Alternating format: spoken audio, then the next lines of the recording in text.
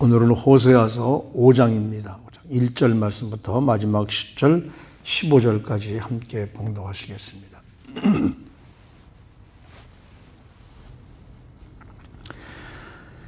제사장들아 이를 들으라. 이스라엘 족속들아 깨달으라. 왕족들아 귀를 기울이라. 너희에게 심판이 있나니 너희가 미스바에 대하여 올무가 되며 답을 외친 그물이 됨이라. 패역자와 살육죄에 깊이 빠졌음에 내가 그들을 다 벌하노라. 에브라임은 내가 알고 이스라엘은 내게 숨기지 못하나니 에브라임아 내가 음행하였고 이스라엘이 더러워졌느니라. 그들의 행위가 그들로 자기 하나님에게 돌아가지 못하게 하나니 이는 음란한 마음이 그 속에 있어 여호와를 알지 못하는 까닭이라. 이스라엘의 교만이 그 얼굴에 나타난다니 그 죄악으로 말미암아 이스라엘과 에브라임이 넘어지고 유다도 그들과 함께 넘어지리라. 그들이 양떼와 소떼를 끌고 여호와를 찾으러 갈지라도 만나지 못할 것은 이미 그들에게서 떠나셨습니다. 그들이 여호와께 정절을 지키지 아니하고 사생활을 낳았으니 그러므로 세 달이 그들과 그 기업을 함께 삼키리로다. 너희가 기브아에서 나팔을 불며 라마에서 나팔을 불며 베다웬에서 외치기를 베냐민아 내 뒤를 쫓는다 할지어다. 벌하는 날에 에브라임이 황폐할 것이라. 내가 이스라엘 지파 중에서 반드시 있을 일을 보였노라. 유다 지도자들은 경계표를 옮기는 자 같으니 내가 나의 진노를 그들에게 물같이 부으리라. 에브라임은 사람의 명령 뒤따르기를 좋아하므로 학대를 받고 재판의 압제를 받는도다. 그러므로 내가 에브라임에게는 좀 같으며 유다 족속에게는 썩이는 것 같도다. 에브라임이 자기의 병을 깨달으며 유다가 자기의 상처를 깨달았고 에브라임은 아수르로 가서 야렙 왕에게 사람을 보내었으나 그가 능히 너희를 고치지 못하겠고 너희 상처를 낫게 하지 못하리라. 내가 에브라임에게는 사자 같고 유다 족속에게는 젊은 사자 같으니 바로 내가 움켜갈지라. 내가 탈취하여 갈지라도 건져낼 자가 없으리라. 그들이 그 죄를 뉘우치고 내 얼굴을 구하기까지 내가 내 것으로 돌아가리라. 그들이 고난을 받을 때에 나를 간절히 구하리라. 아멘.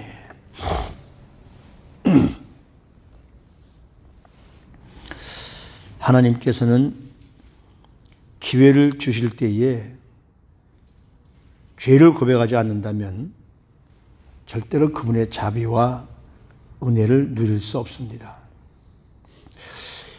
호세아 선지자는 계속해서 지금 이제 이스라엘 제사장들에게 백성들에게 그리고 왕족들에게 예언을 합니다.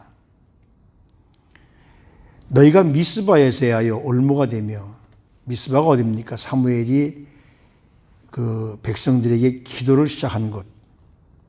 근데 지금은 기도가 없다는 거죠. 오히려 기도가 없기 때문에 그 죄가 너희들의 올무가 될 것이다. 그들 모두가 하나님께 죄를 지었고 심판을 받게 될 것인데 심판받는 이유가 뭐냐면 하나님을 거역하고 그래서 패역자가 살육죄에 깊이 빠졌음에 내가 그들을 다 벌하노라. 사람을 막 죽인다는 거죠.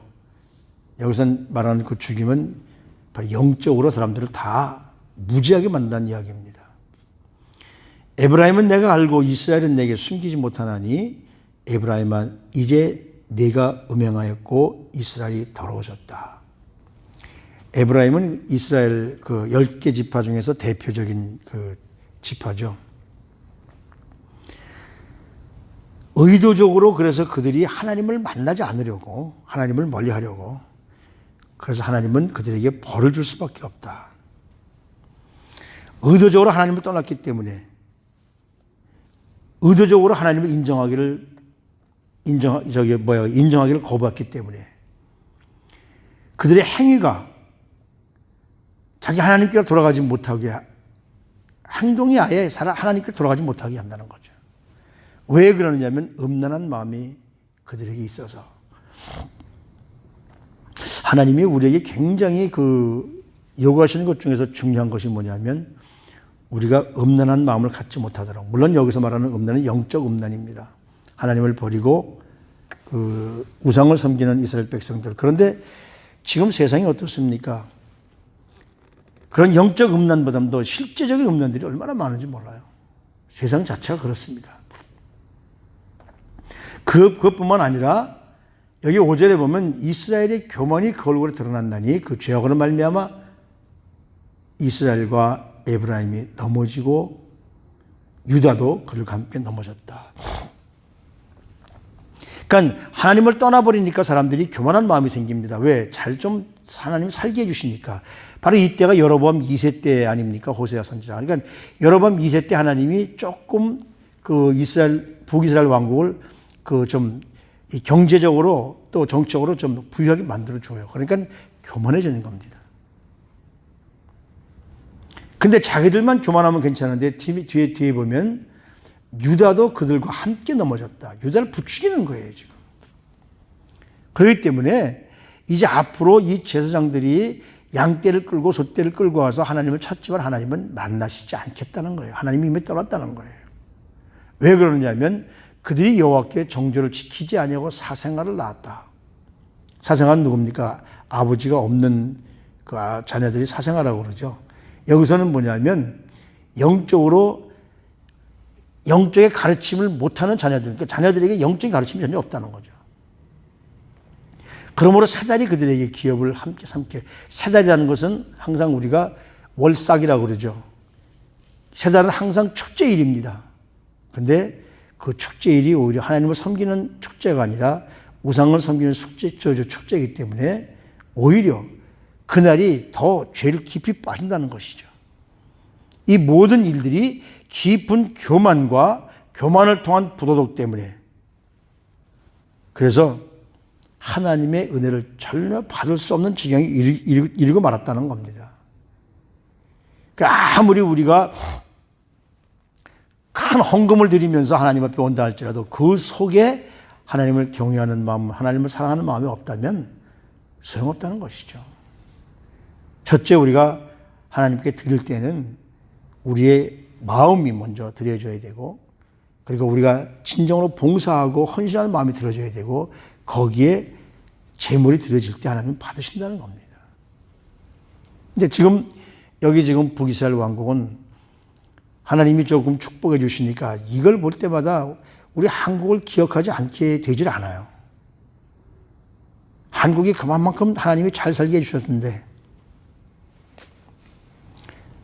이런 걸 보면서 정말 우리가 마지막 때 정신 차려야 될 줄로 분명히 압니다. 아무리 우리가 큰 것을 하나님께 드려도 우리의 속마음이 하나님 앞에 연결되어 있지 않으면 소용없다는 거죠. 그러면서 이게 하나님께서 그렇게 되니까 어떤 그 결과를 일으키게 되느냐면, 너희가 기브아에서 뿔나팔을 불며 라마에서 나팔을 불며 베다웬에서 외치기를 베냐민아 내 뒤를 쫓는다 할지어다. 이게 무슨 얘기냐면요, 지금 북이스라엘과 남유다 왕국이 나눠져 있습니다. 경계가 있어요. 그래서 이스라엘 사람들은 남유다의 예루살렘 성전으로 못 가게 하기 위해서 여로보암 1세 때 여로보암이 베델과 단에다가 금송아지를 만들어서 여기가 너희를 구하는 신이 있다. 근데 바로 이 기브아와 라마와 벳아웬, 원래는 베델이죠. 베델은 하나님의 집인데 벳아웬으로 바꾼 이유는 뭐냐면 하나님의 집이 아니라 사악한 집, 거짓의 집이라고 바꿔버린 거죠. 누가? 바로 베냐민 사람들이. 여기 베냐민 지파, 그러니까 남유다와 베냐민 지파가 그러니까 유다와 베냐민 지파가 남유다 왕국이 됐는데, 바로 이 베냐민 지파가 북이스라엘과 남유다의 경계입니다. 그러니까 북이스라엘이 쳐들어올 테니까 지금 기브아, 라마, 베다웬에서 나팔을 불어서 이제는 전쟁을 해라. 하나님이 전쟁을 일으킨다는 겁니다. 남과 북이, 우리 대한민국이 과거에 6.25 때 전쟁이라는 것처럼. 그래서 벌하는 날에 에브라임이 황폐할 것이라 내가 이스라엘 지파 중에서 반드시 있을 일을 보였노라. 전쟁을 하게 되니까 어떻습니까? 남북이 다 황폐가 되는 거죠. 그래서 아수르가 북이스라엘 쳐들어와서 그 북이스라엘이 막 어지러워지니까 그 틈을 타서 유다 지도자들은 경계표를 옮기는 자 같으니, 지금 남과 북이 이렇게, 지금 말하면 이게 휴전선이 이렇게 있는데, 지금 이 아수르가 북이스라엘을 멸망시키니까 그 틈을 타서 슬쩍 경계표를 위로 옮겨가지고 땅을 차지하는 겁니다. 사기치는 거죠. 전쟁통에 이 뭡니까? 이 국경선을 슬쩍 옮겨가지고 그렇게 하나님이 하신 것을 인간들이 마음대로 하는, 하나님이 결정하신 것을 자기들이 마음대로 더 가져가 버리는. 그래서 나의 진노를 그들에게 물같이 부으라 말씀하십니다. 왜 에브라임은 사람의 명령 뒤따르기를 좋아하므로 학대를 받고 재판의 압제를 받는도다. 하나님의 백성들이 하나님의 말씀에 더 기울이지 않고 하나님의 말씀대로 살지 않고 이 사람에게는 뭘까요? 내가 결정하는 대로 하나님 관계 없습니다. 그리고 여기 사람이라는 말은 또 뭐가 들어가 있냐면 그 안에 우상 숭배가 들어가 있습니다. 하나님께 여쭤보고 하나님께서 주시는 대로 우리가 모든 행동과 시작을 다 해야 될 그런 것들을 사람에게 물어보고 사람이 만든 우상에 가서 물어본다는 거죠. 바알에 가서 물어보고 아사레 가서 물어보고. 그래서 나무떼기에 막대기에 물어본다고 그렇게 말하지 않아요? 그들이 무슨 대답을 할 수 있겠습니까? 사람이 만든 것들이. 우리 시온교회도 앞으로의 모든 일들이 하나님께서 어떻게 이끌고 가시는가 하나님의 뜻에 우리가 기도하고 엎드리고 물어봐야 될 줄로 압니다. 내 생각과 내 재주 가지고 뭘 해보려고 왜 하나님이 하고 있는데 거기에 내 생각을 가미하고 내 능력을 가미합니까? 안 되죠. 그러니까. 그러므로 내가 에브라임에게는 좀 같으며 유다 족속에게는 썩이는 것 같도다. 뭐 좀이나 썩는 거나 마찬가지죠. 하나님의 뜻대로 따라야 할 사람들이 인간의 판단에 따라서 자기 마음대로 길을 바꾸고 뜻을 바꾸고 그리고 속임수를 하고 이 영적 이스라엘 백성들이 경계편에 온 게 속임수거든요. 속임수하고. 에브라임이 자기의 병을 깨달으며 유다가 자기의 상처를 깨달았고 에브라임은 아수르로 가서 야렙 왕에게 사람을 보내었으나 깨달았으면 뭐하냐 이거죠. 하나님께 하야 할 사람이 여기 보면 뭐라고 그래요? 야렙 왕에게 갔다. 야렙이라는 말은 히브리어가 아니라 아수르어, 그러니까 지금으로 말하면 아랍어죠. 아랍어로다가 뭐냐면 싸움의 왕이다. 어떤 왕의 이름이 아니라 큰 싸움을 잘 싸우는 사람의 왕이다. 그 야렙 왕에게 갔지만 뭐합니까? 그들이 뭘 고칠 수 있겠어요? 뭘 할 수 있겠어요? 너희를 고치지 못하겠고 너희 상처를 낫게 하지 못. 너희가 지은 죄가 나에게 가서 엎드려야지 사람에게 엎드리고 권력자에게 엎드리고 힘있는 자에게 엎드려 봐야 아무 소용없다는 이야기죠.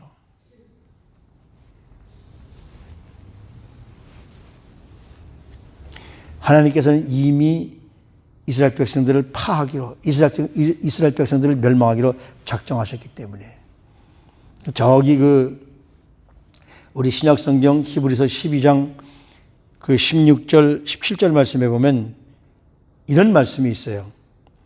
음행하는 자와 혹 한 그릇으로 유익을 위하여 장자의 명분을 판 에서와 같이 망령된 자가 되지 않도록 살펴라. 당장 눈앞에 배고프다고 해서 그래 내 장자 명분 줄게 나에게 그 죽 다오. 그게 뭡니까? 하나님이 우리에게 주신 것을 마음대로 자기 마음대로 쓴다는 얘기죠. 장자는 우리 인간이 스스로 가질 수 없는 겁니다. 하나님이 주신 겁니다. 근데 장자의 직분을 스스로 포기하는 자같이 되지 말아라.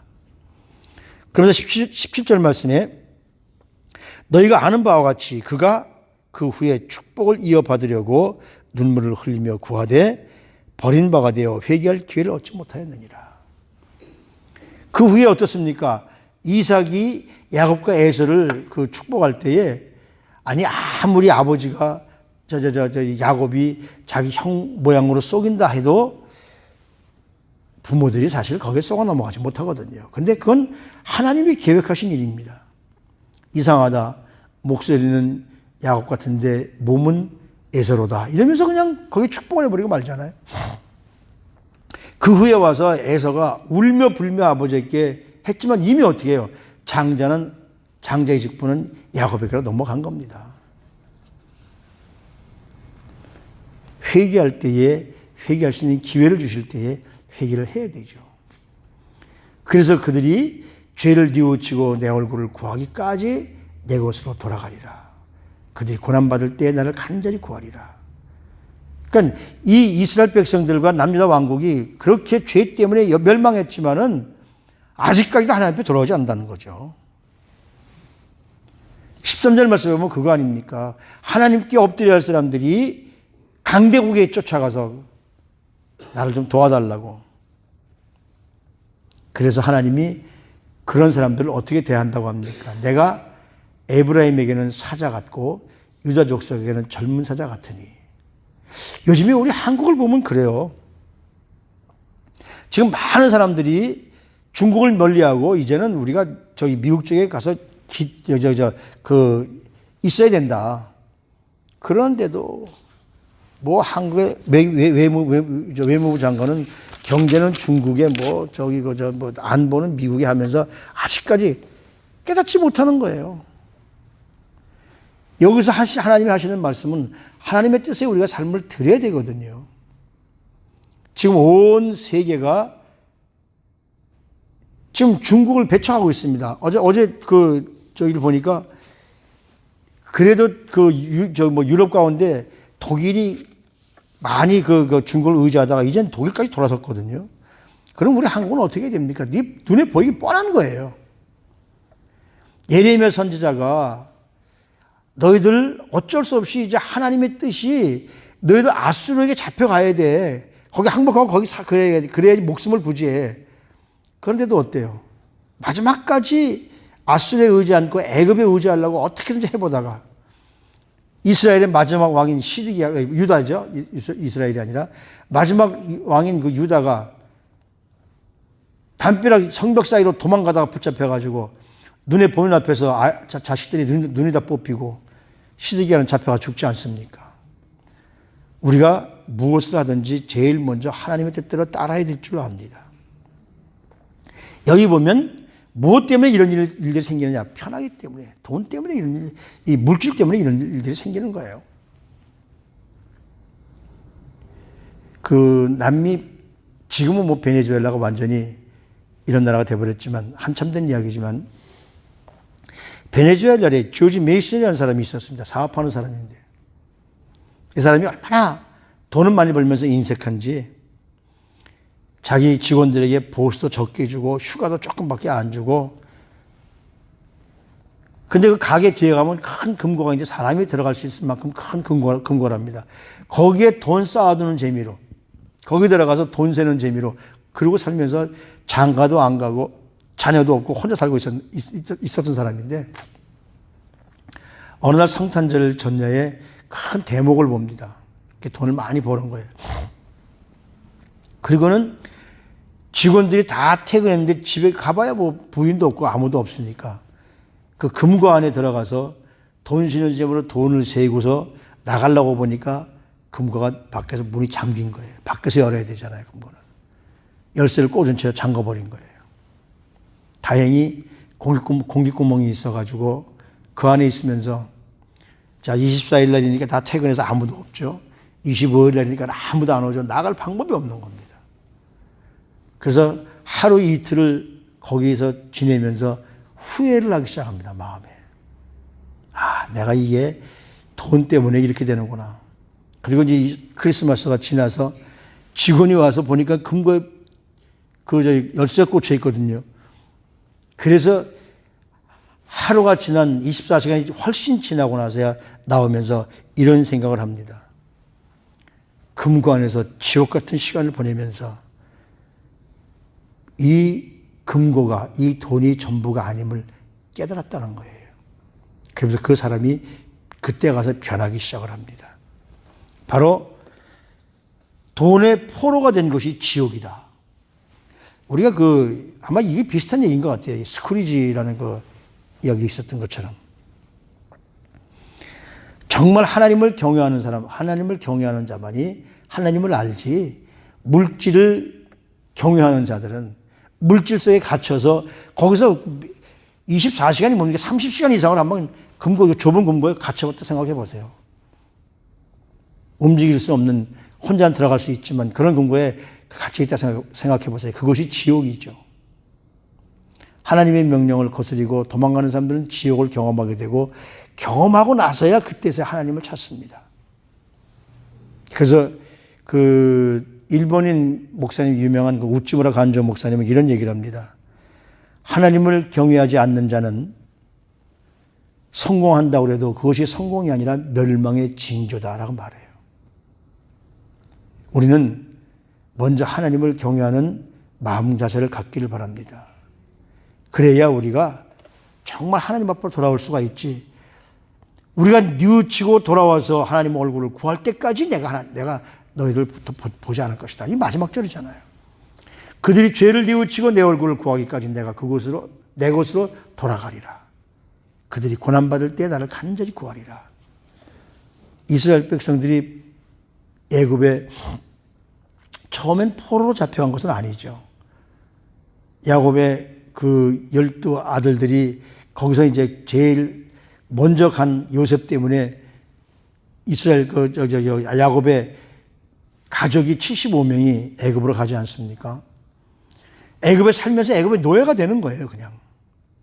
그 430년 만에 돌아오게 되는데 왜 돌아오게 되느냐면 그들이 노예가 되어서 애굽 사람들에게 엄청난 고통을 받을 때 그들이 하나님 앞에 부르짖으니까 하나님이 그들의 부르짖음에 응답하셔서 그들과의 약속을 기억하셨다고 말씀을 하세요.